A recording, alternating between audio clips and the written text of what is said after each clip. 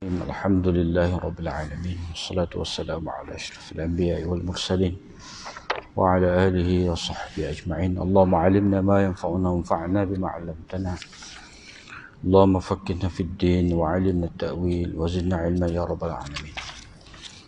رب اشرح لي صدري ويسر لي أمري واحلل عقدة من لساني يفقهوا قولي. سبحانك لا علم لنا إلا ما علمتنا إنك أنت العليم الحكيم ولا حول ولا قوة إلا بالله. قال الإمام الترمذي: أبواب الفرائض عن رسول الله صلى الله عليه وسلم. باب ما جاء في من ترك مالا فلورثته. حدثنا سعيد ابن يحيى ابن سعيد الأموي قال حدثنا أبي قال حدثنا محمد بن عمرو قال حدثنا أبو سلمة عن أبي هريرة قال قال رسول الله صلى الله عليه وسلم: من ترك مالا فلأهله ومن ترك ضياعا فإلي. هذا حديث حسن صحيح.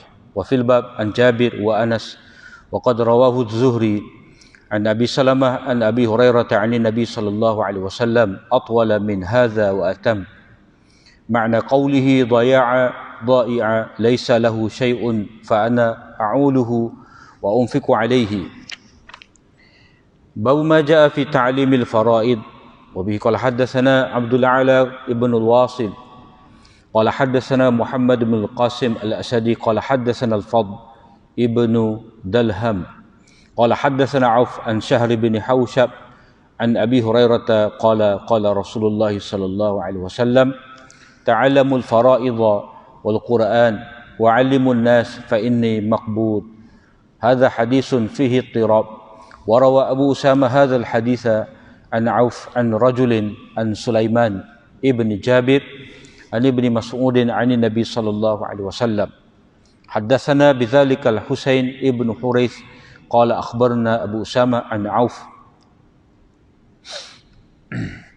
بهذا معنى. ومحمد ابن القاسم الأسدي قد ضعفه أحمد بن حنبل وغيره. باب ما جاء في ميراث البنات. وبه قال حدثنا عبد ابن حميد قال حدثني زكريا ابن عدي قال أخبرنا عبيد الله بن عمرو عن عبد الله بن محمد بن عقيل عن جابر بن عبد الله قال جاءت امرأة سعد ابن الربيع بابنتيها من سعد إلى رسول الله صلى الله عليه وسلم فقالت: يا رسول الله، هاتان ابنة سعد ابن الربيع قتل أبوهما معك يوم أحد شهيدا، وإن عمهما أخذ مالهما فلم يدع لهما مالا، ولا تنكحان إلا ولهما مال. قال: يقضي الله في ذلك. فنزلت آية الميراث فبعث رسول الله صلى الله عليه وسلم إلى عمهما فقال: أعط ابنتي سعد الثلثين وأعط أمهما الثمن وما بقي فهو لك. هذا حديث صحيح لا نعرفه إلا من حديث عبد الله بن محمد بن عقيل، وقد رواه شريك أيضا عن عبد الله بن محمد بن عقيل. باب ما جاء في ميراث بنات الابن مع ابنة الصلب. وبه قال حدثنا الحسن بن عرفة قال حدثنا يزيد بن هارون عن سفيان الثوري عن قيس الأودي عن هزيل ابن شرحبيل قال جاء رجل إلى أبي موسى وسليمان ابن ربيعة فسألهما عن الابنة وابنة الابن وأخت لأب وأم، فقال: لابنة النصف وللأخت من الأب والأم ما بقي، وقال له: انطلق إلى عبد الله فاسأله فإنه سيتابعنا. فأتى عبد الله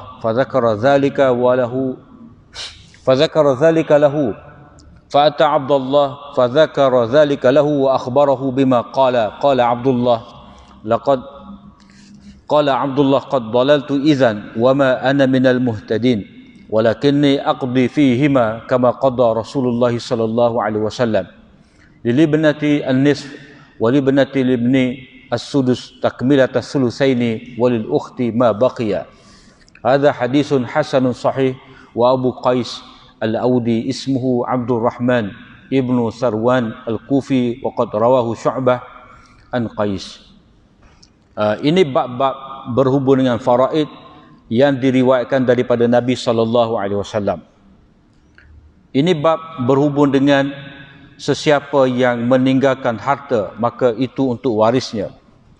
Dengan sanadnya Imam Tirmizi meriwayatkan daripada Abu Hurairah, katanya Rasulullah sallallahu alaihi wasallam bersabda, sesiapa yang meninggalkan harta, maka itu untuk ahli keluarganya.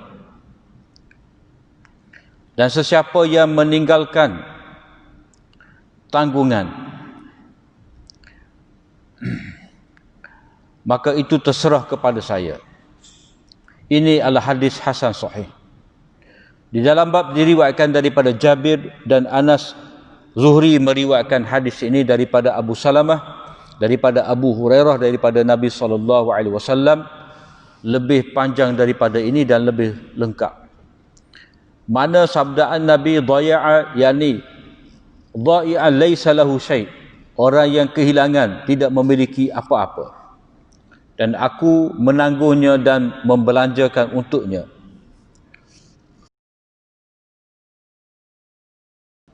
Ini bab berhubung dengan mengajar ilmu faraid.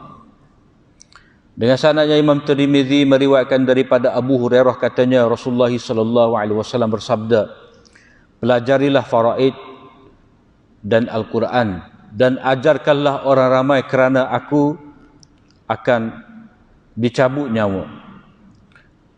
Ini adalah hadis yang terdapat di dalamnya itu kegoncangan. Abu Usamah meriwayatkan hadis ini daripada Auf, daripada seorang lelaki, daripada Sulaiman bin Jabir, daripada Ibnu Mas'ud, daripada Nabi SAW. Ini diceritakan oleh Husain bin Huraith, katanya Abu Usamah menceritakan kepada saya daripada Auf dengan makna ini, dengan sanad ini, dengan maknanya. Dan Muhammad Ibnul Qasim Al-Asadi itu, Imam Ahmad dan lain-lain mendhaifkannya. Ini bab berhubung dengan harta pusaka anak-anak perempuan. Dengan sanadnya Imam Tirmizi meriwayatkan daripada Jabir bin Abdullah, katanya isteri Sa'ad bin Ar-Rabi' datang bersama dengan kedua-dua anak perempuannya min Sa'din, yakni anak Sa'ad anaknya bersama dengan Sa'ad, menemui Rasulullah sallallahu alaihi wasallam, dan dia berkata, wahai Rasulullah, ini adalah dua orang anak perempuan Sa'ad bin Ar-Rabi'. Beliau terbunuh, ayah mereka berdua terbunuh dalam peperangan Uhud bersama dengan engkau sebagai seorang yang mati syahid. Dan bapa saudaranya, yakni adik-beradik ayahnya, telah mengambil harta mereka berdua dan tidak meninggalkan untuk mereka berdua apa-apa harta. Dan mereka berdua tidak dapat dikahwini melainkan mereka berdua itu mempunyai harta. Rasulullah SAW bersabda, Allah akan memutuskan dalam perkara ini. Maka turunlah ayat pusaka. Rasulullah SAW menghantar seseorang kepada bapa saudara mereka berdua. Baginda bersabda, berilah kepada dua orang anak perempuan Sa'ad sebanyak 2/3, dan berikanlah kepada ibu mereka berdua 1/8, dan apa yang baki maka itu barulah kepunyaan engkau. Ini hadis yang sahih, kami tidak mengetahuinya melainkan melalui hadis Abdullah bin Muhammad ibni Aqil, dan hadis ini juga diriwayatkan oleh Syarik daripada Abdullah. Ini bab berhubung dengan pusaka cucu perempuan bersama dengan anak kandung, anak perempuan kandung. Dengan sanadnya Imam Tirmizi meriwayatkan daripada Huzail bin Surahbil, katanya ada seorang lelaki datang menemui Abu Musa dan Sulaiman bin Rabi'ah. Orang itu bertanya kepada mereka berdua berhubung dengan anak perempuan, cucu perempuan dan adik-beradik kandung. Mereka berdua menjawab, anak perempuan itu mendapat separuh. Adik-beradik perempuan seibu sebapa, adik-beradik perempuan kandung mendapat apa yang lebih. Dan mereka berdua berkata kepadanya, kepada orang itu, pergilah kamu menemui Abdullah, yakni Abdullah bin Mas'ud, dan tanyalah kepadanya, dan dia akan menuruti kita, maknanya dia akan sama juga jawapan dengan kita. Maka orang itu pergi menemui Abdullah bin Mas'ud dan memberitahu kepadanya itu. Dia pun menyebut kepada Abdullah dan memberitahu kepada Abdullah kata-kata mereka berdua tadi, yakni Abu Musa dan Sulaiman. Abdullah berkata, sesaklah aku kalau begitu, dan aku tidak akan tergolong dari kalangan orang-orang yang mendapat hidayah. Akan tetapi aku akan memutuskan pada mereka berdua itu seperti mana yang Rasulullah SAW putuskan. Bagi anak perempuan 1/2, bagi cucu perempuan 1/6, sebagai menyempurnakan kepada 2/3, dan kepada saudara perempuan itu apa yang baki. Hadis ini adalah hadis hasan sahih. Abul Qais Al-Audi itu namanya Abdurrahman bin Sarwan Al-Kufi, dan Syu'bah meriwayatkan hadis ini daripada Abu Qais. Jadi bab kitab ataupun abwab baru malam ni, iaitu berkenaan dengan faraid, harta pusaka. Harta pusaka. Faraid ni daripada faridah. Faridah ni dia ada beberapa makna. Makna yang pertama, apa-apa yang telah difardukan oleh Allah SWT, maka jadilah benda tu fardu, wajib atas kita. Maknanya buat wajib, meninggalkan berdosa, dihukum, diazab. Jadi faraid ni dengan makna yang pertama merangkumi segala perintah-perintah Allah Ta'ala. Makna yang kedua bagi faraid ni, iaitu yang dikehendaki di sini, iaitu pembahagian harta pusaka mengikut furud masing-masing, mengikut ketetapan yang telah ditetapkan oleh Allah SWT di dalam Al-Quran. Ya Allah SWT sebut 1/2, 2/3, 1/4, 1/3, 1/4, 1/8, 1/6, 2/3, 1/8, dan baki daripada yang telah dibahagikan. Itu faraid. Yang ni harta peninggalan si mati yang akan diwariskan oleh anak beranak dia. Jadi perkataan faraid ni jamak kepada faridah. Sebab apa? Sebab penutup kepada ayat berkenaan dengan pusaka ni, Allah SWT kata faridatan minallah, satu kefarduan daripada Allah, bukan sunat-sunat dah. Nak membahagikan harta mengikut cara faraid ni. Dalam kitab Maulana Barak Furi ni, Tufatul Ahwazi ni, kata dia bil hamzi, faraid, bukan faraidi, faraid, jamak pada faridah, ay al muqaddaratu syar'iyyah fil matrukatil maliyah, iaitu qadar-qadar yang telah ditetapkan oleh syarak berhubung dengan peninggalan si mati dalam bentuk harta. Yang ni ada bahagian-bahagian yang telah ditetapkan oleh syarak, 1/2, 1/4, 1/6, berhubung dengan harta-harta yang ditinggalkan oleh si mati. Itu. Imam Baghawi dalam syarah sunnah kata, al-fardu tu asalnya al-qat'u, mana memutuskan. Dan yang dikehendaki di sini berkenaan dengan ilmu faraid lah, wajib mempelajarinya. Jadi Nabi SAW menyebut kepada kita, menghuraikan ayat-ayat berhubung dengan faraid. Jadi yang dikehendaki di sini iaitu masing-masing yang menjadi waris kepada si mati itu mendapat bahagia seperti mana yang Allah SWT telah sebut dengan jelas, dengan putus. Maka sebab itulah dikatakan sebagai furud. Jadi orang-orang yang ada nama dia, berapa dia dapat tu dipanggil ashabul furud. Ashabul furud. Suami dia dapat 1/2. Suami mendapat 1/2. Jadi dikatakan suami ni ashabu furud an-nisf. Suami ni dia dikira dikatakan sebagai orang yang mendapat bahagia 1/2. Yang ni kalau yang mati tu isteri dalam keadaan tak ada anak.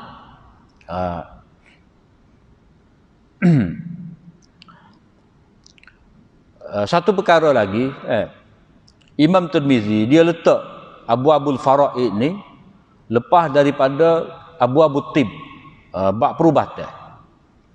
Biasanya bab faraid ni diletakkan oleh ulama lepas daripada bab jual beli. Mungkin dia sabit dengan harta. Dia sabit dengan harta. Yang ni harta yang diurus, harta milik orang hidup yang diurus oleh orang hidup. Itu kalau bab jual beli biasa.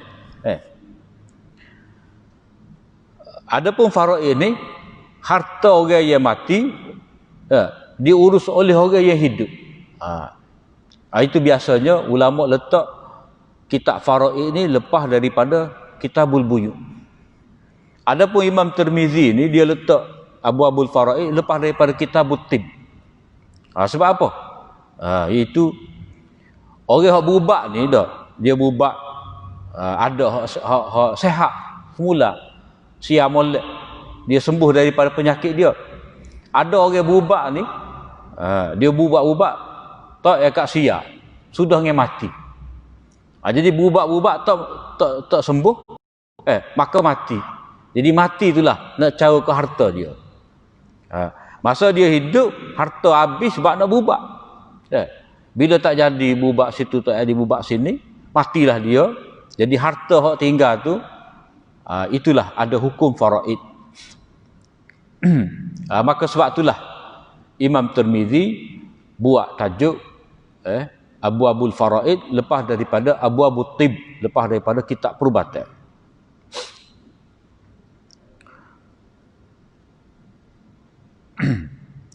Perkara faraid ni salah satu benda yang sangat penting dalam kehidupan manusia. Sebab apa? Sebab manusia ni walaupun dia telah mati, ada lagi orang panggil saki-baki daripada kesan hidup dia. Sama ada dia akan tinggal harta sahaja ataupun dia akan tinggal anak-anak sahaja.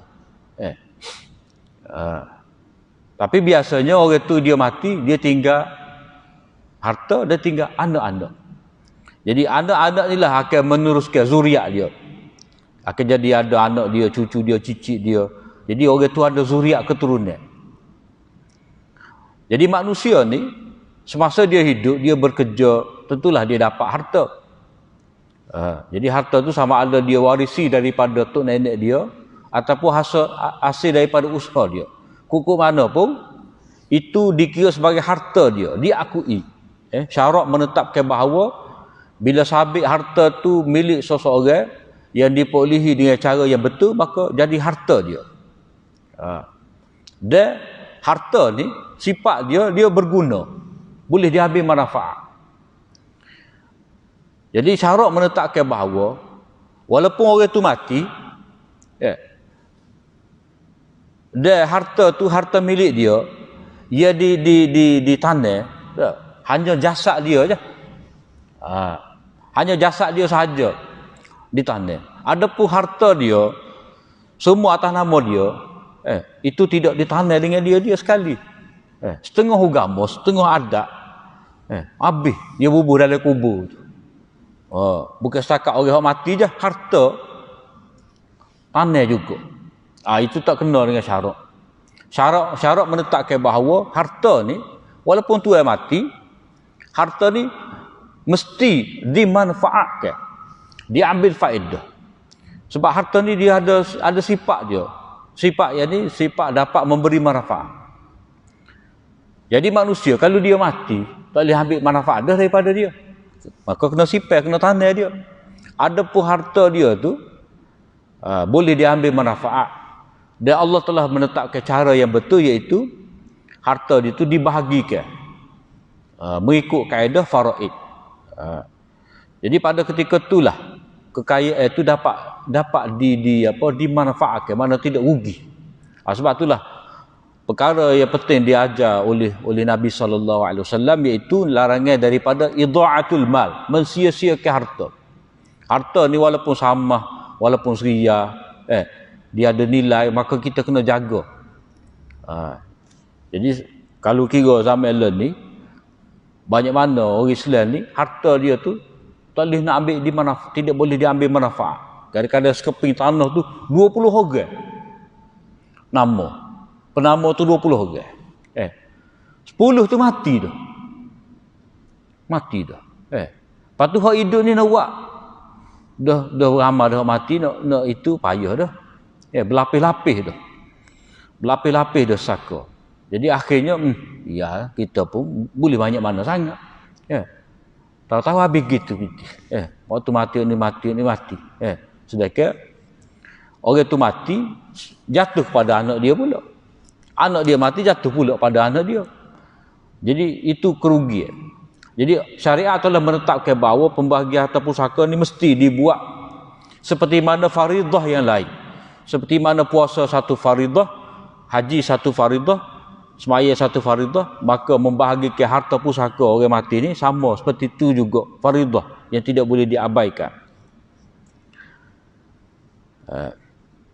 Dan satu perkara lagi, manusia ni harta ni memang dia carilah, dia nak boleh tu payah dah.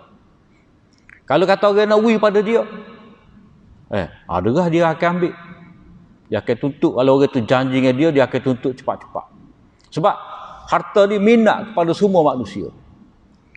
Kemudian kalau harta yang memang, kalau dia ni anak, dia ada ayah dia kaya, dia tahu dah harta ni akan jatuh pada dia hukum mana pun. Sama ada dia tu anak perempuan ke, anak lelaki ke, dah. Kadang-kadang adik-beradik pun nak juga. Nak juga.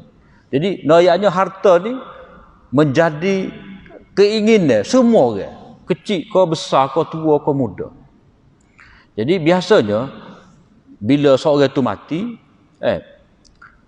dia adalah tinggal hak mana tua, hak mana muda, ada. Hak kecil, hak tua. Ada hak gagah, ada hak berani, ada hak backing, ada hak lemah. Ada hak berkuasa, tak ada kuasa. Jadi hak ada kuasa inilah dia akan kata kepada lemah, kamu tak boleh ambil. Hak tua kata kamu budak, tak boleh pergi harta. Jadi itu sudah ada penindasan, seperti mana yang berlaku dalam hadis yang kita baca tadi. Hadis bab yang ketiga. Anak Sa'ad bin Ar-Rabi' ni tak boleh satu sen pun daripada harta ayah dia. Dibolok oleh adik-beradik ayah dia. Atas alasan dia ni anak perempuan, atas dasar dia ni budak kecil. Jadi syariat mari menetapkan bahawa oleh kerana harta ni menjadi tumpuan, semua tomok nak kepada harta, maka tidak dapat tidak. Syarak kena menetapkan pembahagian yang jelas. Sebab itulah dalam Quran sebut dengan jelas angka-angka tu. 1/2, 1/6, 1/4, 1/8, 2/3. Jadi jelas tu, putus.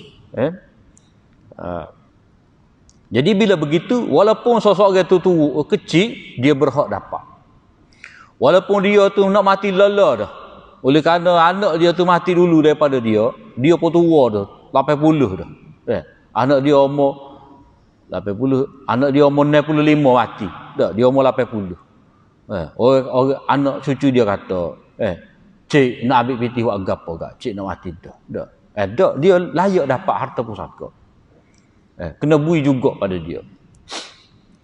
Jadi sebab itulah syariat menetapkan dengan jelas sehingga tidak ada ruang untuk manusia fikir. Sebab apa? Sebab penetapan bahagian-bahagian ni, orang yang berhak dapat dan bahagian berapa yang diperoleh oleh seseorang itu, tidak ada ruang ijtihad. Tak boleh nak fikir. Allah SWT tetap dah. Tidak boleh nak beristihad dalam menetapkan berapa bahagian peratus tu ataupun pecahan harta tu.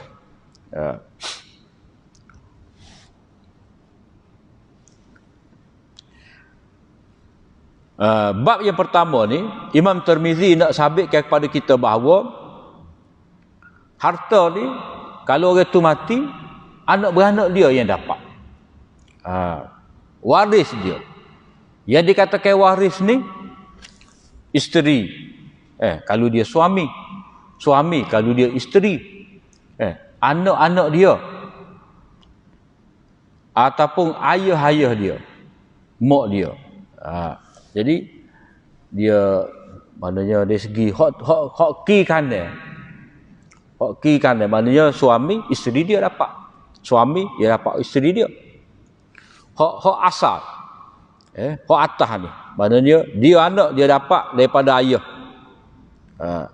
Ataupun dia ayah dia berhak dapat kerana anak. Jadi dalam kehidupan manusia ni hak dekat sekali. Hak biasanya orang kata duduk sebumbung. Duduk sebumbung. Duduk sebumbung, anak, ayah, suami, isteri. Ini hak asas dalam pembahagian harta pusaka. Adapun adik-beradik, adik-beradik tu dia kena tadak dulu. Tadak apa? Anak-anak lelaki. Tak ada anak-anak lelaki barulah dia dapat. Kalau tu nak dapat harta pusaka, dia ada keadaan dia. Cucu nak dapat harta pusaka, dia ada keadaan dia. Cucu ni dia tak boleh dapat, ada keadaan dia. Dia panggil hijab, mahjub. Tu hati tempat dia lah. Jadi apa yang nak dinyatakan oleh Imam Tirmizi dalam hadis ni, bila mana seseorang itu mati, Nabi SAW kata, sesiapa yang meninggalkan harta, maka untuk li ahlihi, fali ahlihi. Dalam hadis yang lain, fali warasatihi, untuk waris dia. Untuk waris dia. Jadi hadis ni Imam Tirmizi dia ambil riwayat Abu Hurairah. Dia ambil riwayat Abu Hurairah. Tapi kalau dalam Bukhari, dalam Muslim, dalam Ibnu Majah, Imam Ahmad ni ada, tetapi melalui orang lain lah. Melalui orang lain.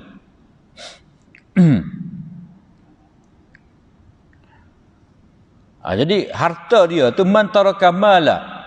Siapa-siapa yang tinggalkan harta. Harta ni ikutlah harta ke apa? Harta. Orang panggil harta tu, maka jatuh kepada ahli keluarga dia. Waris dia. Waris ni seperti yang kita kata tadi lah. Suami, isteri, anak, bapa. Kemudian sesiapa yang meninggalkan tanggungan ataupun orang yang kehilangan, maka dia itu terserah kepada aku. Mana kalau seseorang itu mati, meninggal dunia, dalam keadaan orang itu tak ada harta dan dia ada hutang. Orang itu mati, tidak meninggalkan harta, dalam keadaan anak-anak dia tu ramai. Maknanya bila orang itu mati, harta pun tak ada. Selama mana dia hidup tu, anak-anak dia tu bergantung dengan dia. Bini dia bergantung dengan dia je. Jadi tak ada dah lepas pada ni orang yang akan bekerja untuk mereka. Jadi pada ketika itulah Nabi kata, fa ilayya, terserah padaku. Maknanya orang tu mati dalam keadaan tak ada harta, dan anak-anak tu bergantung kepada dia hak mati ni semasa dia hidup. Jadi lepas daripada dia mati ni tak ada orang nak cara, maka serah pada aku, kata Nabi. Ya. Serah pada aku ni, serah pada Nabi, Nabi sebagai Rasul ke, serah pada aku ni mana Nabi sebagai pemerintah. Kalau kita kata serah pada Nabi dia sebagai Rasul, yang ni selama mana Nabi ada, di zaman Nabi. Jadi orang-orang yang mati ni, dia tidak tinggal harta, anak-anak nak makan, tak ada piti, dah. Jadi oyak pada Nabi. Nabi ada, Nabi urus. Nabi akan bayar hutang dia ke, Nabi akan beri belanja untuk rumah tangga dia ke. Itu kalau kata serah pada Nabi. Jadi lepas pada Nabi wafat, tak boleh nak buat apa dah lah. Sebab jaminan tu kita kata jaminan ni diberikan oleh Nabi, dia sebagai Nabi. Dia sebagai Nabi. Tetapi pendapat orang lebih jelas, lebih sahihnya, hak Nabi kata di sini, Nabi itu sebagai pemimpin. Maknanya, serah kepada aku sebagai Rasul, ia telah menetapkan syariat bahawa pemimpin dia kena jaga kebajikan rakyat dia hak mati, dalam keadaan rakyat dia tidak ada apa-apa harta. Jadi bila begitu, orang yang mati dalam negara Islam ni, dalam keadaan dia tidak ada harta, maka urusan dia tu jadi urusan negara. Ini jaminan, jaminan kerajaan Nabi ni. Jadi Nabi sebut benda ni, Nabi sebagai pemerintah. Nabi sebagai pemerintah. Jadi bila kata Nabi sebagai pemerintah, maknanya Nabi tak ada. Orang yang susah tadi dapat lagi ke harta? Jawapannya boleh lah. Sebab apa? Sebab bila Nabi sudah wafat, tentu ada khalifah. Mana-mana negara Islam tentu ada kerajaan. Kerajaan Islam yang memerintah. Jadi rakyat yang tidak berharta di bawah kerajaan Islam ni tetap akan mendapat bahagia dia. Ada jaminan tu. Dia tidak akan diabaikan oleh negara. Jadi hak inilah ulama kata contoh ucapan Nabi ni, kita kena tengok Nabi ni sebagai Rasul ke ataupun sudut lain, Nabi sebagai pemerintah. Jadi di sini Nabi sebagai pemerintah. Bila Nabi sebagai pemerintah, maka khalifah, pemerintah sesudah Nabi, dia kena ikut Nabi juga. Kalau kata Nabi sebagai Rasul, lepas Nabi tak ada, Nabi wafat, tak adalah Nabi, maka tak adalah pembiayaan ni. Itu apa? Jadi kuranglah rahmat tu. Sedangkan rahmat Islam ni, rahmat Nabi ni, lepas Nabi wafat pun rahmat ada lagi untuk sekalian alam. Sebab itulah hadis Nabi ni, ulama mengatakan bahawa kata-kata Nabi ni, Nabi sebagai seorang pemimpin. Di bawah negara Islam, rakyat tidak akan terabai. Terutamanya orang yang kehilangan, orang yang kehilangan pencari rezeki untuk mereka selama ni. Jadi bapa Nabi SAW sebut ayat yang kedua lepas daripada ayat yang pertama, untuk menegaskan bahawa bila seseorang itu mati, dia ada hendak bina, kerajaan tak boleh ambil harta dia. Siapa-siapa yang mati meninggalkan harta, maka harta dia tu milik ahli keluarga.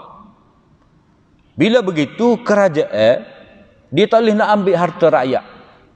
Sama ada orang tu masih lagi hidup maupun orang tu telah mati dah, tak boleh ambil. Kalau orang tu hidup, harta dia cari. Kalau dia mati, nak serah pada siapa harta dia? Serah pada keluarga dia. Bukan kata kerajaan ambil, bukan kata Tok Ngulu ambil, bukan kata Tok Imam ambil. Tak. Dia ada anak-beranak dia. Sehinggalah tak ada belaka zawil kurba, anak-beranak dekat tak ada, anak-beranak jauh pun tak ada, barulah harta tu jadi harta baitul mal untuk orang-orang Islam umum. Jadi untuk kebajikan orang-orang selain umum. Jadi tak boleh nak jadi harta negara. Jadi hadis ni dia termasuk juga dalam bab ekonomi negara ni. Jadi kerajaan tidak boleh mengambil harta orang yang mati, malah kerajaan kena tengok kebajikan keluarga si mati. Kalau dia tak ada harta, maka kerajaan kena biayai orang mati. Jadi setengah daripada amalan yang menjadi sebahagian yang menjadi amalan di kalangan masyarakat kita ni, iaitu bank lah terutamanya. Kalau orang tu mati dalam keadaan buta, dia tak minta lah. Kalau rumah jadi pakai tukar nama si mati dah, tak ambil dah. Kalau kereta pakai wheel dah. Mana dia tidak kaca dah. Walaupun dari segi kaedahnya hutang tu kena bayar, tapi ada tu. Jadi seolah-olah mereka ni macam kerajaan lah. Tidak terserah pada dia. Jadi atas dia buat keputusan macam mana. Perkataan dhaya'a ni, yang ni dha'i, mana orang yang hilang, yang tidak ada apa-apa. Maknanya kalau orang tu hidup, tak, orang tu hidup, dialah yang cara kepada anak-anak dia. Dia membiayai, memberi nafkah. Jadi bila dia mati, jadi dia anak-anak dia tu kehilangan.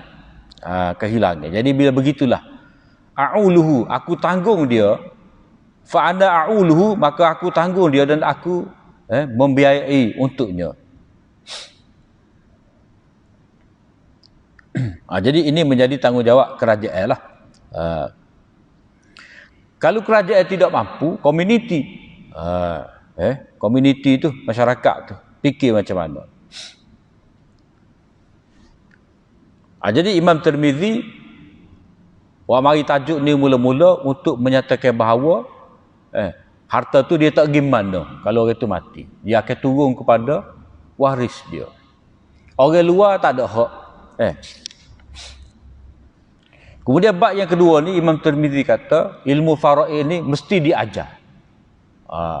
Kena ada orang yang mengajar, dia kena ada orang yang belajar.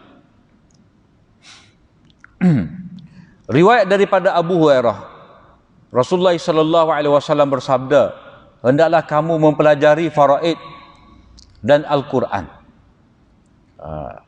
Maknanya Nabi letak ni kapus sekali faraid dengan Quran. Mana kalau kita belajar Quran, lagu itulah kita belajar faraid. Kalau betul sebutan huruf, maka kena betul juga angka-angka pembahagian tu. Pembahagian kena tahu sifar molek matematik tu, untuk tujuan pembahagian harta ni. 1/6 daripada kalau kata 2045,972,000, biar tepat tu. Berapa 1/8 daripada tu, 1/4 daripada tu, kena tepat. Seperti mana tepat dalam mempelajari Al-Quran. Jadi belajarlah. Jadi bila sudah kamu kuasai, maka ajarkanlah pula kepada orang lain. Kerana aku ni mati, makbudun. Makbud tu mana aku akan dicabut ruh. Daripada perkataan qabak. Qabak ni genggam. Jadi qabak tu maknanya ambil. Pada malaikat akan cabut nyawa aku. Mana aku ni mati juga. Jadi ini gesaan daripada Nabi supaya sahabat dia belajar daripada dia dulu, belajar daripada Nabi sendiri, kemudian hak mana boleh daripada Nabi, maka dia itulah ajar kepada orang lain. Jadi di antara sahabat utama dalam bab ilmu faraid ini iaitu Zaid bin Sabit, kemudian Abdullah bin Mas'ud, jangan ramai lagi lah. Imam Tirmizi kata hadis ni muttarib, bergoncang. Bergoncang ni maknanya ada percanggahan. ada banyak tarik dia tak serupa. Tak serupa tarik tu, bercanggah. Iaitu mutarik dari sudut mana? Iaitu hadis ni diriwayatkan oleh Abu Usamah daripada Auf, daripada seorang lelaki, daripada Sulaiman bin Jabir, daripada Ibnu Mas'ud, barulah daripada Nabi. Itu sanad yang kedua lah. Sanad yang pertama tu sanad Imam Tirmizi sebut. Itu ambil daripada Auf ni, Fadl bin Dalham, daripada Auf, daripada Syahar bin Hausyab, daripada Abu Hurairah. Jadi ada pun satu lagi tu yang dikatakan ittiraq ni mana beza sakal lah. Sebab yang kedua tu riwayat Abu Usamah daripada Auf, daripada seorang lelaki, daripada Sulaiman bin Jabir, daripada Ibnu Mas'ud, daripada Nabi. Maknanya sahabat tak serupa dah. Mari satu tarik yang pertama mari melalui Abu Hurairah. Hak kedua Ibnu Mas'ud. Lepas tu tengok pula madar dia. Madar tu apa? Gi mari balik ke dia. Yang ni balik pada siapa di sini? Balik kepada Auf. Balik kepada Auf. Jadi Auf dalam tarik yang pertama ambil daripada Syahar bin Hausyab.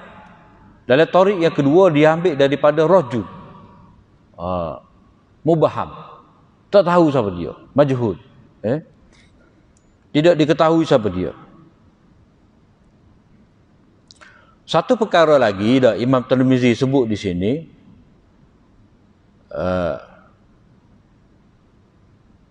selain daripada ittiraq, berselisih ni, mana daripada Auf, Auf daripada Syahar, Auf daripada rajul, kemudian Auf tarik yang pertama berakhir dengan Abu Hurairah, yang kedua Auf ni berakhir dengan Ibnu Mas'ud. Satu perkara lagi Imam Tirmizi sebut di sini, perawi dia tu Muhammad bin Al-Qasim Al-Asadi tu dhaif, mengikut ramai ulama hadis, antaranya Imam Ahmad dan lain-lain. Kemudian bab yang ketiga berhubung dengan miras, anak-anak perempuan. Anak-anak perempuan ni kalau tidak ada adik-beradik lelaki, dia akan mendapat 2/3. Dia dua keadaan lah. Anak-anak perempuan, ada adik-beradik lelaki, dia kena bagi hak lelaki dah 2 kali ganda perempuan. Kalau banak ni saja tak ada adik-beradik lelaki, maka mereka kesemua tu dapat 2/3. Dapat 2/3. Itu banak, maknanya lebih 2 dia ke atas. 2 ke atas tu dia akan dapat 2/3 kalau tidak ada adik-beradik lelaki. Kalau ada adik-beradik lelaki, kesemua adik-beradik tu dia kena bagi lelaki, perempuan separuh daripada bahagian lelaki. Satu keadaan lagi, anak perempuan seorang, dia akan mendapat 1/2. Kalau tak ada adik-beradik lelaki, tu bahagia dia. Imam Tirmizi buat mari bab ni dengan hadis ni untuk menyatakan bahawa kalau tidak ada ketetapan daripada syarak, orang-orang yang lemah seperti perempuan ni akan ditindas daripada mendapat harta pusaka. Yang mana ibu dia tu dah, walaupun isteri kepada si mati, tetapi bila telah dikuasai oleh adik-beradik dia, maka tak lewat apa berlaku. Jadi Imam Tirmizi nak menyatakan bahawa dalam masyarakat dahulu, perempuan ni memang tak dapat apa-apa daripada harta pusaka. Jadi kalau orang duk kata lah ni lah, dah, Islam ni tak adil kepada anak-anak perempuan. Sebab dapat separuh daripada anak-anak lelaki. Jangan tengok situ, kena tengok zaman dulu. Kena tengok zaman sebelum daripada Nabi ni. Itu perempuan tak ada gapo, tak dapat apa satu, tak ada nilai. Tak ada nilai. Bila mari Islam ni memberi hak kepada perempuan, dia turut mendapat harta pusaka juga. Cuma apa tidak dapat sama banyak dengan anak lelaki. Dia ada sebab dia lah. Sebab tak sama. Dari segi usul dari bab harta pusaka ni, Allah Ta'ala kata, abaukum wa abnaukum la tadruna ayyuhum aqrabu lakum naf'a. Ayah kamu ko, anak kamu ko, kamu tidak tahu mana sekah yang dapat memberi lebih hampir memberi manfaat kepada kamu.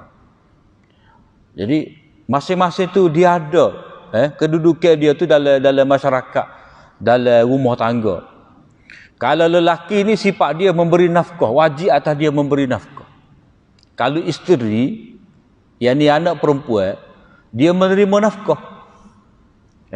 Ar-rijalu qawwamuna 'ala an-nisa'i bima faddala Allahu ba'dahum 'ala ba'din wa bima anfaqu min amwalihim. Orang lelaki itu penguasa atas perempuan. Dengan kelebihan yang Allah SWT berikan kepada dia, yang ni kelebihan fizikal, dia ada kekurangan fizikal pada perempuan, wa bima anfaqu min amwalihim, dan disebabkan dialah yang memberi nafkah kepada perempuan-perempuan itu. Mana kalau dia suami, dia wajib memberi nafkah pada isteri dia. Jadi isteri tak wajib memberi nafkah. Bukan tugas isteri untuk memberi nafkah kepada suami. Maka sebab itulah bahagia lelaki ni dia lebih. Sebab melihat pada tanggungjawab dia tu kepada seisi keluarga, dia pemberi nafkah. Jadi orang yang membelanjakan harta dia ni, tentulah dia patut mendapat lebih daripada yang menerima yang menerima yang menerima nafkah ni. Riwayat daripada Jabir bin Abdullah, katanya ada seorang isteri kepada Sa'ad bin Ar-Rabi'. Sa'ad bin Ar-Rabi' ni orang Makhzum, orang Khazraji, sahabat Ansar Khazraji. Jadi Nabi SAW telah mempersaudarakan dia tu dengan Abdurrahman bin Auf. Dalam syarah ni kata, beliau dan Kharijah bin Zaid telah kubur yang sama. Maknanya orang mati syahid ni, dia boleh letak dalam kubur yang sama. Jadi isteri kepada Sa'id bin Ar-Rabi' ni, dia mari bersama dengan dua anak perempuan dia. Anak perempuan dia ni, hak dia nikah dengan Sa'ad lah. Bukan kata anak dia dengan tok lelaki lain. Memang anak dia dengan Sa'ad. Sa'ad hak mati. Sa'ad hak tinggal harta. Jadi bila anak perempuan ni memang anak perempuan Sa'ad, maka memang dia dapat harta lah.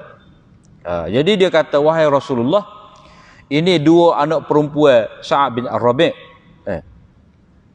Ayah mereka berdua mati syahid dalam peperangan Uhud bersama dengan engkau. Jadi dia qutila abuhuma ma'aka. Dia terbunuh ayahnya bersama dengan engkau. Kalau terjemah gitu, seolah-olah Nabi tu mati jugalah bersama dengan dia. Sebab itulah dia kena bersama dengan engkau tu. Ayahnya terbunuh dalam peperangan Uhud. Ayahnya itu dalam peperangan Uhud bersama dengan engkau mati syahid.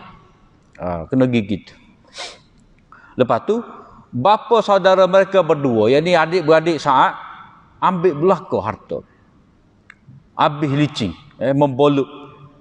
Tak ada. Tak ada harta.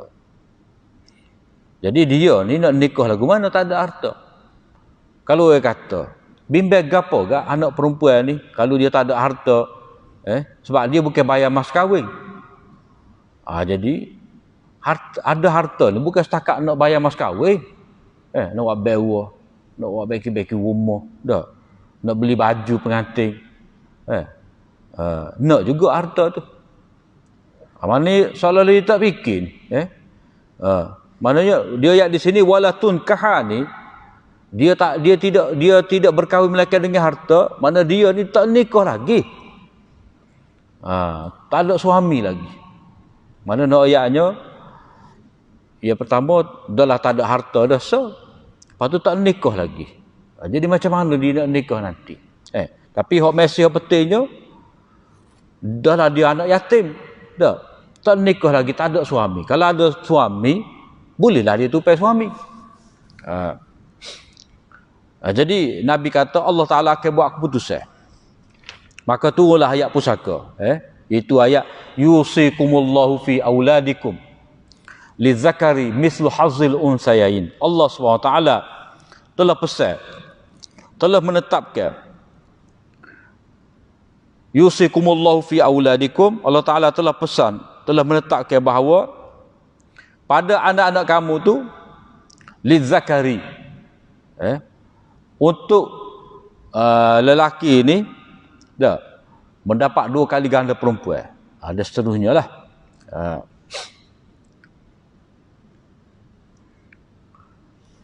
Maka Rasulullah SAW oyak kepada pok saudara mereka berdua tu, kena bui semula ni harta kepada anak Sa'ad ni. Kena bui berapa? 2/3. 2/3. Mak dia tu kena bui 1/8. Lebih itulah baru kamu boleh ambil. Yang ni sebagai apa? Asabah dia panggil. Sebagai asabah.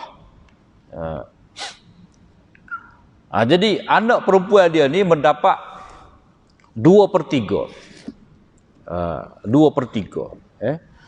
Anak perempuan mendapat 2/3 ni sebab Sa'ad tidak ada anak lelaki. Sa'ad tidak ada anak lelaki.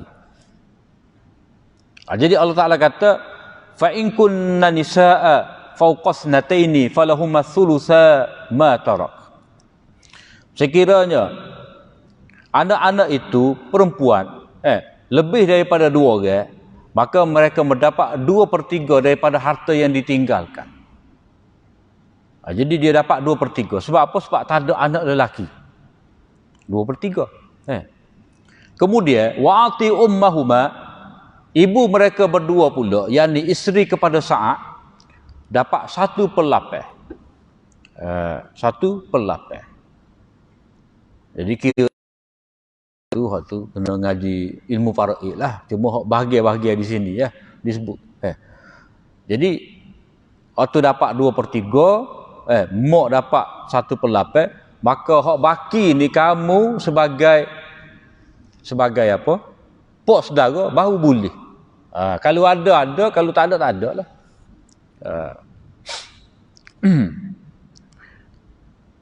Jadi mujur boleh ni. Sebab apa? Sebab tak ada anak lelaki. Kalau ada anak lelaki tak boleh pok saudara dia ni.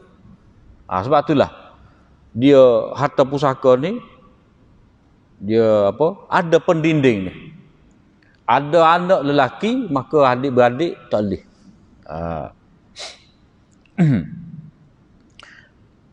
Jadi Imam Tirmizi nak sabitkan di sini bahawa perkara yang penting di sini itu dalam bab pusaka ni, anak-anak perempuan ada bahagian dia. Tidak boleh diabaikan. Walaupun dia wanita, walaupun dia lemah, walaupun dia kecil, maknanya dia tetap mendapat hak dia. Biasanya anak-anak perempuan inilah yang ditindas.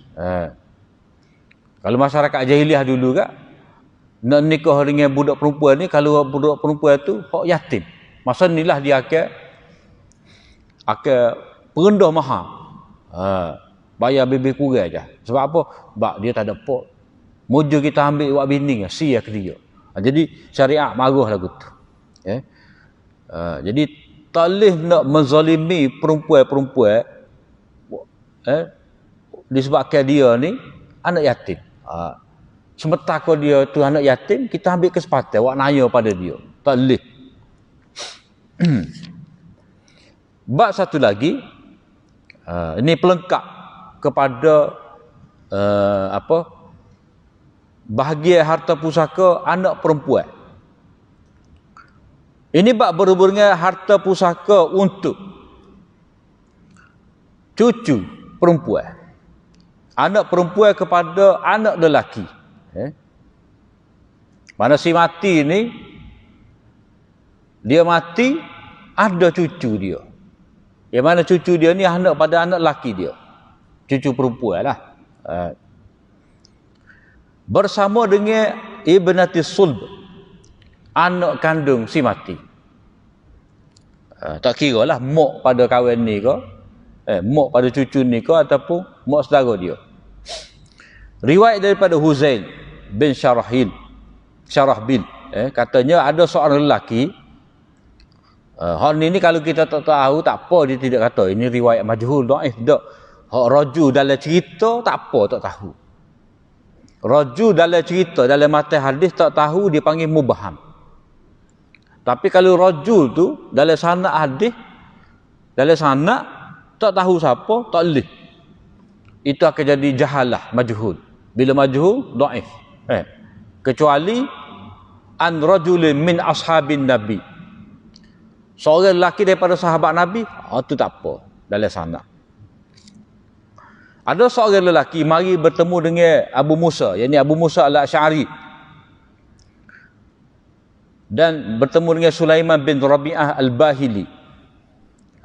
Cerita ni kata Hafiz Ibn Hajar, zaman Sayyidina Uthman. Sebab apa? Sebab Uthman melantik Abu Musa al-Asy'ari ni menjadi gubernur di Kufah. Sebelum pada tu, gubernur di situ Ibnu Mas'ud. Jadi orang tu tanya kepada Abu Musa dan Sulaiman bin Rabi'ah ni tentang anak perempuan dan cucu perempuan dan adik-beradik perempuan, li'ab wa mana adik-beradik kandung. Jadi mereka berdua tu kata, anak perempuan dapat 1/2. Betul dah situ. Bagi adik-beradik seibu sebapa ni, dia menghabisi harta. Mana dia ambil asabah. Dia pun kata, mungkin jumpa Allah memang masuk supaya tu ya. Supaya dengan jawapan kami dah. Dah. Jadi bila mana pergi jumpa dengan Ibnu Mas'ud kata, kalau gitu sesak aku. Mana tak kena tu. Keputusan mereka berdua salah. Aku sesak kalau aku turut. Itu adab lah, adab. Mana tak kata sesak demo tu kalau kamu turut. Dia kata kalau aku turut demo tu sesak aku. Dia tak kata demo tu sesak. Maknanya dia hak tahu turut juga salah, memang sesak. Mereka berdua tu sesak atau tidak? Dikira salah lah, salah ijtihad. Kalau ditegur, mereka tu betul balik kesilapan mereka, tak apa. Kalau ditegur, tak serubah dengan pendapat hak salah tu, itu panggil kerakik. Sedangkan ijtihad manusia ni tidak maksum. Tapi kata dia, aku akan buat keputusan mengikut hak Nabi. Maknanya di kalangan sahabat ni ada juga ilmu daripada Nabi ni ataupun riwayat daripada Nabi ni dia tak ada dengar. Cuma kewajipan orang yang dengar ni dia kena beritahulah. Jadi kata dia mengikut keputusan Nabi ni, bagi anak perempuan tu dia mendapat 1/2. 1/2. Separuh. Apa ayat Quran itu kata? Wa in kanat wahidatan falahan nisf. Kalau anak perempuan tu seorang, maka dia mendapat separuh, 1/2. Yang ni kalau tak ada adik-beradik lelaki. Si mati meninggalkan seorang anak perempuan, tak ada adik-beradik lelaki, maka anak perempuan ni dapat 1/2. 1/2. Wali binati libni as-sudus. Cucu ni pula, cucu perempuan ni dia dapat 1/6. sebagai pelengkap kepada 2/3. Berapa pelengkap kepada 2/3 ni? Sebab dia kira anak perempuan ni kalau dia 2 orang 2/3. Dah 2/3. Hak kita belajar bab sebelum pada ni. Anak perempuan kalau dia 2 ke atas, dah dia dapat 2/3. Bila tak ada adik-beradik lelaki, dia dapat 2/3. Sekarang ni dia seorang, tapi ada cucu kepada si mati perempuan. Jadi dia mendapat, anak perempuan dapat 1/2, 1/2, hak ni dapat 1/6. 1/6. Jadi 1/2 campur dengan 1/6 ni dia jadi 2/3. Jadi macam 2 orang lebih adik-beradik perempuan. Macam 2 orang lebih adik-beradik anak perempuan. Anak perempuan. Sebab 1/2 dah 1/6 dah. Campur 2 tu dia terbit 2/3 lah. GST apa tu? GSTK. GSTK bukan GSTK. Dah. Dia terbit 2/3. Maknanya kedudukan anak tu dia tetap lebih. Cuma cucu ni dia boleh dapat juga 1/6 sebab nak suruh lengkap 2/3. Jadi istilah Ibnu Mas'ud di sini, walibnati libni as-sudusu takmilatan as-sulusain. Kalau kita ngaji pusaka, dia akan sebut samalah takmilatul as-sulusain.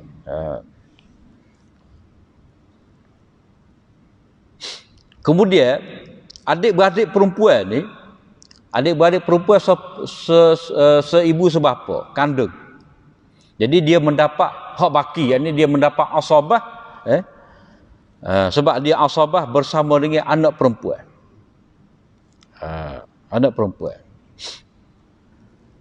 Jadi oleh kerana dia ni asabah, mana dapat bahagian yang lebih bersama dengan anak-anak perempuan,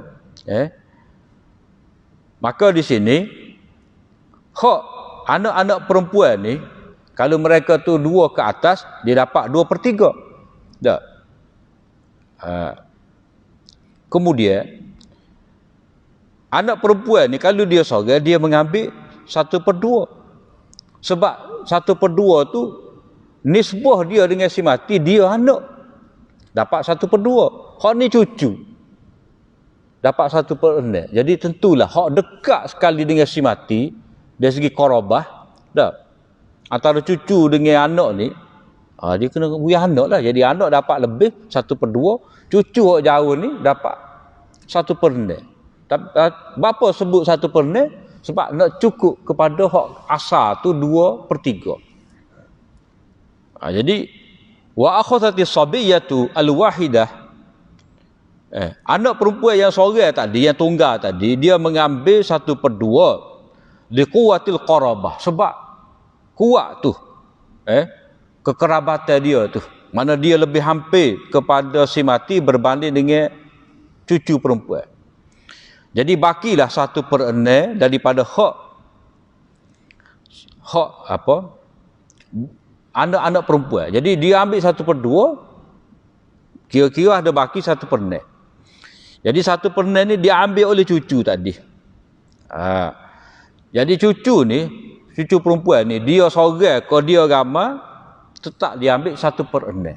Katalah hak mati tu anak perempuan, 1/2 dia ambil. Ada cucu 5 orang. Jadi 5 orang ni bagi atas 1/6.